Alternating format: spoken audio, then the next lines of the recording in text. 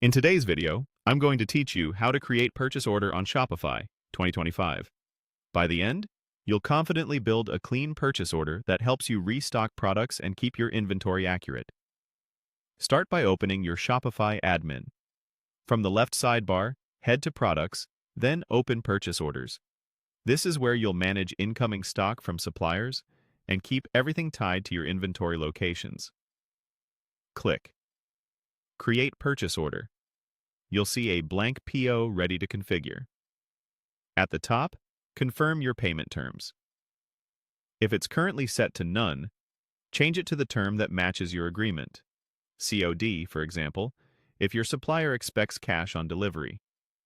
Clear terms here make reconciliation easier later. Next, select your supplier and the destination location.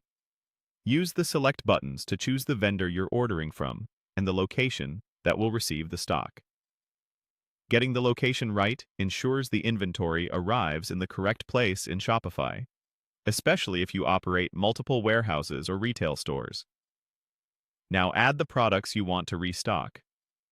Click Browse, find the item, like your classic long sleeve, and click Add.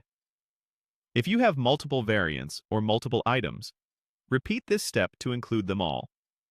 After adding a product, adjust the quantity by clicking into the quantity field and entering the amount you want to order.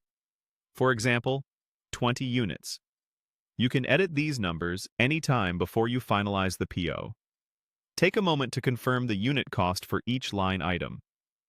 If your supplier provided updated costs, enter them so your margins and cost of goods remain accurate. If there are taxes, discounts, or shipping fees your supplier includes on the PO, add those where appropriate so the total reflects the actual expected invoice. If you have an expected delivery date, add it to help you plan receiving and stock availability. You can also include a reference number from your supplier if they provided one. Use the Notes section to capture any special instructions, packaging details, or reminders for your team. You'll see a character counter, so you know how much detail you can include. Notes are especially helpful for color or size packing rules, carton counts, or labeling requirements. When everything looks right, choose Save as Draft. Keeping it as a draft lets you review details, confirm with your supplier, or make edits before you move the PO forward. Later, when stock arrives, you'll come back to this purchase order to receive items and update inventory. That's it. You've created a clear, organized purchase order in Shopify, ready to keep your inventory